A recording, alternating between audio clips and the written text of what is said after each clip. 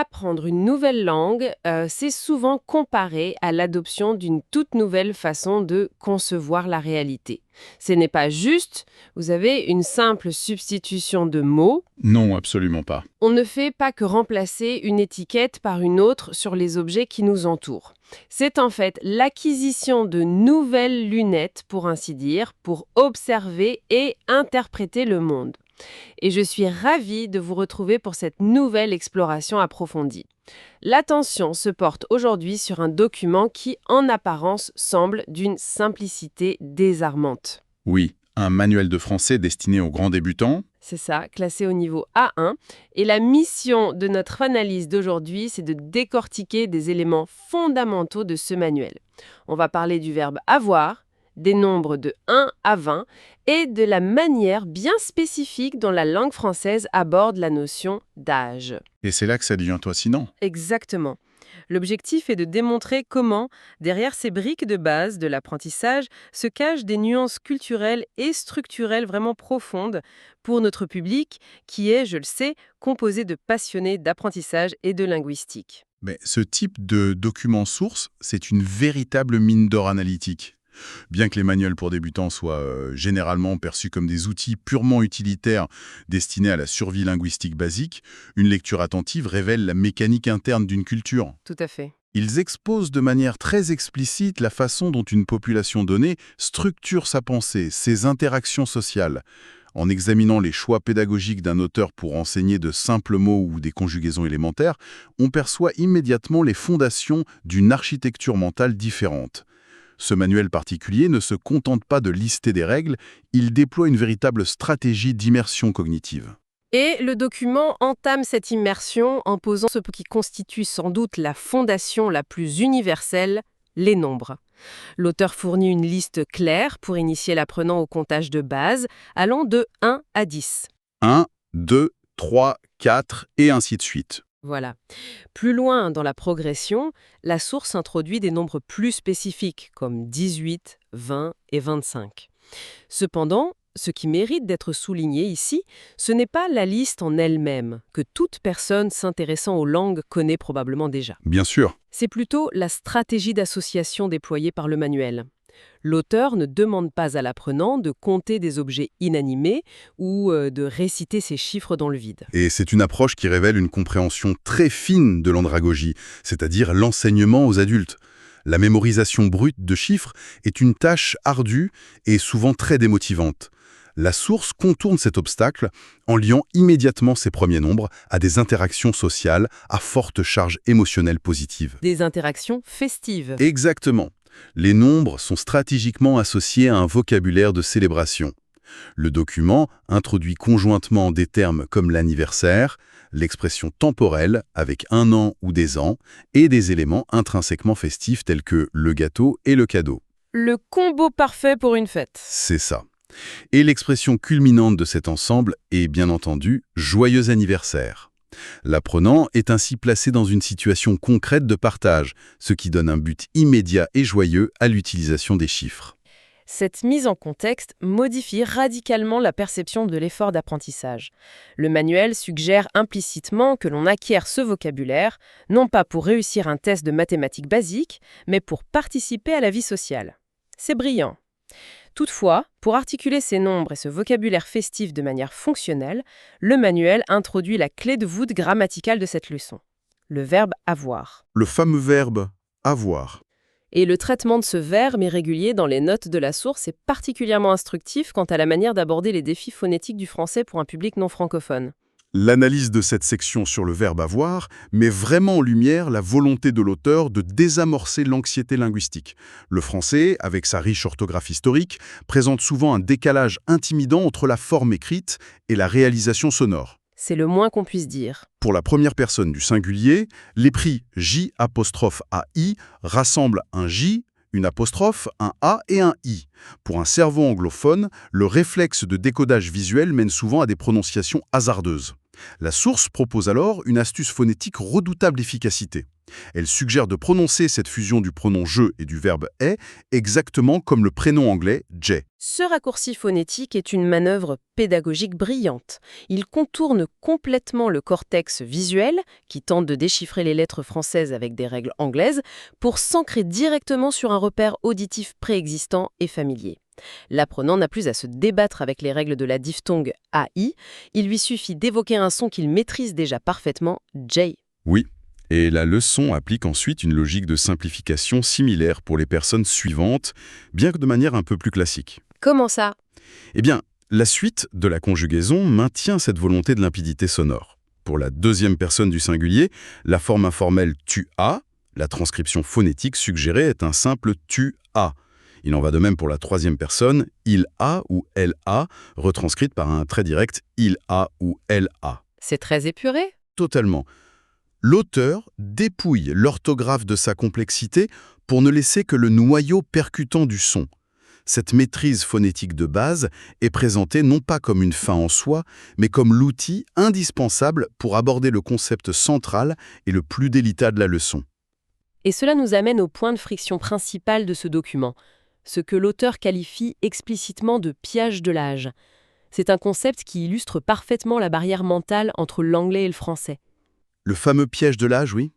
Le document insiste lourdement sur cette divergence structurelle.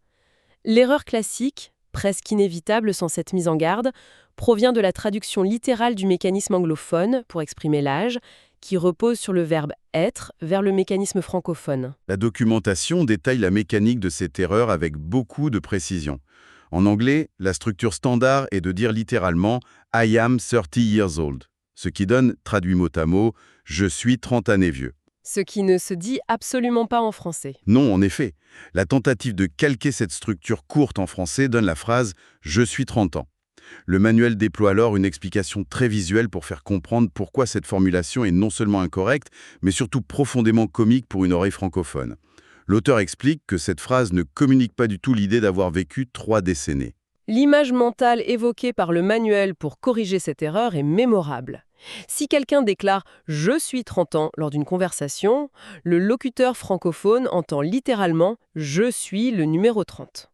Imaginons la scène. C'est très drôle à visualiser. Lors d'un rassemblement festif, une personne se présente avec le plus grand sérieux comme étant l'incarnation physique d'un chiffre géant.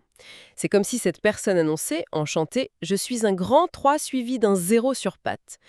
L'absurdité de la situation en fait un outil mnémotechnique d'une puissance redoutable pour marquer les esprits des apprenants. Ce recours à l'humour par l'absurde révèle les limites inhérentes à la traduction mot à mot, qui est, on le sait, le premier réflexe de tout débutant. Le manuel explique ensuite la logique inverse qui prévaut en français, l'utilisation exclusive du verbe « avoir ». La formulation correcte étant « j'ai 30 ans ». Exactement. Et cela modifie la façon de poser la question initiale. Contrairement à la structure anglaise « How old are you ?», qui signifie « À quel point es-tu vieux ?», la source souligne que la question idiomatique française est « Quel âge as-tu ?» Une traduction littérale de cette interrogation, pour en saisir la mécanique, donne la question suivante « Quel âge possèdes-tu ?» Et pour cristalliser cette mécanique grammaticale et éviter que l'explication ne reste purement théorique, le manuel propose une mise en application par le biais d'une courte histoire narrative intitulée « L'anniversaire ». Une excellente méthode. Ce récit fonctionne comme une étude de cas clinique de l'interférence linguistique. Le décor planté par l'auteur est simple, c'est l'anniversaire d'un personnage nommé Lucas. Son amie Anna vient célébrer l'événement en apportant, selon les termes précis du document, un grand gâteau et un cadeau. Ce scénario réunit tous les éléments du vocabulaire festif introduit au tout début de la leçon. La narration décrit ensuite un dialogue qui reproduit le cheminement cognitif d'un véritable apprenant. Anna lance les festivités avec un classique « Joyeux anniversaire, Lucas !» Lucas, manifestement enthousiaste à la vue des préparatifs, demande immédiatement « J'ai un cadeau ?» Une réaction très naturelle. Oui, et cette réplique montre une première intégration réussie du verbe « avoir » pour exprimer la possession matérielle. Cependant, Anna conditionne la remise du présent par une question qui va déclencher la confusion attendue. Mais d'abord, quel âge as-tu ? Le scénario place délibérément Lucas face au fameux piège. La narration décrit son hésitation, une pause marquée par un « de doute », avant qu'il ne produise exactement l'erreur redoutée. Il répond, en utilisant le calque anglophone, « Je suis 25 ans ». Et l'analyse de la réaction d'Anna dans la suite de l'histoire est particulièrement pertinente sur le plan de la méthodologie d'enseignement. Pourquoi dites-vous cela? Le choix narratif de l'auteur pour la réaction d'Anna est très éclairant. Elle n'adopte pas une posture de correction punitive. Le texte indique qu'elle rit, désamorçant ainsi la tension liée à l'erreur. Elle utilise ensuite l'image absurde discutée précédemment pour lui faire réaliser son erreur de logique, lui rappelant qu'il n'est pas le numéro 25. L'entité numérique géante dont on parlait. C'est ça. La correction qu'elle apporte ne se limite pas à donner la bonne réponse. Elle met en exergue le mécanisme défaillant en insistant sur le verbe approprié. Tu as 25 ans. Le récit montre ainsi comment l'erreur linguistique, lorsqu'elle est bien gérée, devient un levier d'apprentissage plutôt qu'un motif de découragement. La conclusion de la petite histoire confirme l'efficacité de cette méthode. Lucas, ayant compris la nature de son erreur, se corrige spontanément et déclare « Ah oui, j'ai 25 ans ». La boucle pédagogique est bouclée lorsque Anna valide cette correction par un « bravo » et lui remet la récompense sous la forme d'une phrase qui réutilise une dernière fois le verbe cible. « Tu as un cadeau ». C'est une construction parfaite. Cette contextualisation narrative permet de fixer la règle de grammaire d'une manière beaucoup plus tenace qu'un simple tableau de conjugaison. Le manuel ne s'arrête pourtant pas là et pousse l'exploration linguistique un peu plus loin. En effet. Après avoir solidifié la sémantique et la grammaire de base, la source introduit un concept phonétique nettement plus subtil, essentiel pour quiconque souhaite comprendre la véritable texture de la langue française parlée. La fameuse liaison. La liaison, oui. C'est un phénomène qui génère souvent de l'appréhension, mais l'auteur l'aborde sous l'angle de la fluidité et de la musicalité. Le document explique que le français parlé est une aversion marquée pour la rupture de rythme, pour ce qu'on appelle le hiatus, entre deux voyelles. La langue cherche continuellement à créer un flux sonore ininterrompu. Le principe décrit dans les notes est qu'un pont sonore se crée automatiquement lorsqu'un mot terminant par une consonne précède immédiatement un mot commençant par une voyelle. L'exemple phare utilisé par le manuel reprend l'expression de l'âge. J'ai 20 ans. Exactement. L'analyse de l'auteur montre que le mot « 20 », bien qu'il se termine par un T muet lorsqu'il est isolé, réveille cette consonne finale pour se lier à la voyelle initiale du mot « en ». L'objectif est d'empêcher tout arrêt saccadé et toute pause microscopique entre les deux termes. On ne dit pas « 20 pause en », on dit « 20 ans ». Et le document va encore plus loin dans sa tentative de matérialiser ce flux continu pour l'apprenant. Il évoque l'apparition d'un son Z caché ou la mobilisation d'une consonne forte pour assurer cette continuité.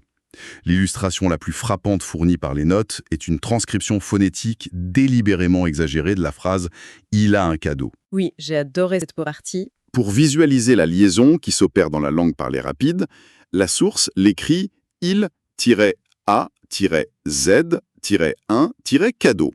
Il a un cadeau.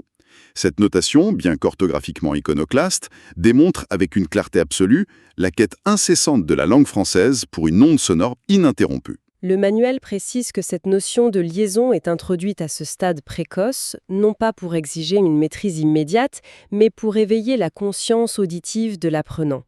Il s'agit d'une invitation à prêter attention à la mélodie spécifique de la phrase, à ce rythme si particulier qui donne au français cette réputation de langue chantante. C'est une excellente façon de préparer l'oreille. Et pour synthétiser l'ensemble de ces concepts, le vocabulaire, le verbe avoir, l'évitement du calque anglophone et la fluidité sonore, le document propose un exercice de validation sous forme de jeu. Ce type d'application interactive, intitulée « Le jeu des âges dans la source », repose sur le principe de la répétition espacée et variée. L'objectif est de forcer l'apprenant à manipuler la nouvelle structure dans différents contextes pour s'assurer que le réflexe de traduire littéralement depuis la langue maternelle a bien été désactivé. Le jeu présente une série de sujets associés à des nombres. Et l'exercice consiste à formuler la phrase complète exprimant l'âge. Le déroulement de cet exercice illustre une progression réfléchie. Le premier défi concerne un animal. Le manuel donne l'amorce, le chat, 5. La résolution fournie par le corrigé est la phrase fluide « il a 5 ans ». C'est un bon point de départ. Le deuxième défi modifie le sujet pour « la petite fille », 10, aboutissant logiquement à la formulation « elle a 10 ans ». Ces deux premières étapes consolident l'utilisation de la troisième personne du singulier de manière très prévisible et rassurante pour l'apprenant. La conception de l'exercice intègre ensuite une dimension plus ludique, au troisième tour. Le sujet imposé devient le personnage d'Anna, associé au nombre 18. La construction grammaticale attendue est « tu as 18 ans ». Cependant, le document inclut une note d'humour, précisant qu'Anna aura 18 ans pour toujours. C'est un détail charmant. L'insertion de ce type de commentaire léger au sein d'un exercice d'application strict démontre une volonté de maintenir l'engagement et la bonne humeur de l'utilisateur. Mais l'auteur réserve l'épreuve décisive pour la fin. La dernière étape de ce jeu est explicitement désignée comme le piège. C'est l'évaluation finale de la leçon. L'amorce force l'utilisation de la première personne avec le sujet « je » associé au nombre 20. L'apprenant est directement confronté à la tentation de retomber dans l'ornière de sa langue maternelle. C'est le test ultime de cette leçon. La résolution triomphale de cet exercice, l'unique réponse validée par la source, est l'exclamation « J'ai 20 ans ». Le manuel assène une dernière instruction catégorique, soulignée avec insistance, l'interdiction absolue d'utiliser « je suis » dans ce contexte. La règle est martelée une ultime fois pour garantir son ancrage mémoriel. L'analyse de la structure de ce manuel démontre qu'apprendre une langue dépasse largement l'accumulation de données brutes. L'intégration de la mécanique du « j'ai » à la place du « je suis » ou la perception de la nécessité d'une liaison phonétique pour assurer la fluidité sont autant d'étapes vers la compréhension de la logique interne d'une culture. Et cette compréhension structurelle est le seul antidote efficace contre la frustration générée par les traductions littérales défaillantes. C'est en cessant d'essayer de forcer les concepts de sa langue maternelle dans l'architecture d'un idiome étranger que l'apprentissage se transforme en une véritable exploration cognitive. Absolument. La synthèse de l'analyse de ce manuel Niveau 1 met en évidence plusieurs points cardinaux. L'exploration a débuté par le rôle stratégique des nombres de base, non comme abstraction mathématique, mais comme vecteur d'interaction sociale lors d'événements festifs. L'attention s'est ensuite portée sur les techniques phonétiques permettant de démystifier le verbe irrégulier avoir et sur la nécessité de lier les sons pour respecter la musicalité de la langue. Tout cela construit une fondation très solide. Et surtout, l'étude a longuement décortiqué l'urgence d'abandonner le calque grammatical anglais pour éviter de se présenter au monde comme une entité numérique géante marchant sur deux jambes. La règle est claire, l'âge s'exprime par la possession et non par l'état. Cette dernière observation concernant la règle grammaticale stricte de la possession soulève, pour conclure cette analyse, une réflexion qui dépasse le cadre de la simple linguistique. Tout au long de l'étude de ce document, il a été établi de manière purement mécanique que la langue française impose l'utilisation du verbe « avoir » pour parler de l'âge, contrairement à l'anglais qui utilise le verbe « être ». Une différence fondamentale. Si l'on s'écarte du manuel de grammaire pour adopter une perspective philosophique sur cette divergence, on peut s'interroger sur ce que ce choix lexical révèle de notre rapport profond au temps et à la vie. L'implication d'un tel changement de paradigme linguistique est en effet très stimulant intellectuellement pour notre public. La question mérite d'être posée. En anglais, formuler son âge avec le verbe « être » revient à faire de ces années une étiquette identitaire. L'âge devient un état d'être, une condition qui nous définit de l'extérieur, de manière presque rigide. À l'inverse, la structure française, en exigeant que l'on possède ces années, suggère une vision fondamentalement différente. On accumule une forme de richesse. C'est exactement ça. Et si le fait d'envisager ces années comme une collection d'expériences accumulées, comme un capital ou un trésor précieux que l'on détient et qui s'enrichit au fil du temps, offrait une approche plus saine. Se dire « je possède ces années avec moi » plutôt que « je suis ce nombre » ne constituerait-il pas, au fond, le secret d'une vision beaucoup plus sereine, valorisante et gratifiante du processus de vieillissement ? Une perspective fascinante à méditer pour clore cette analyse détaillée des rouages de la langue française. Remerciements à ceux qui nous écoutent pour leur attention lors de ce décryptage. L'invitation reste ouverte à toujours questionner la mécanique des mots, à chercher les philosophies cachées sous les règles de grammaire en apparence les plus simples et à considérer la valeur des années accumulées au fil du temps. Rendez-vous très prochainement pour une nouvelle analyse approfondie de nos sources.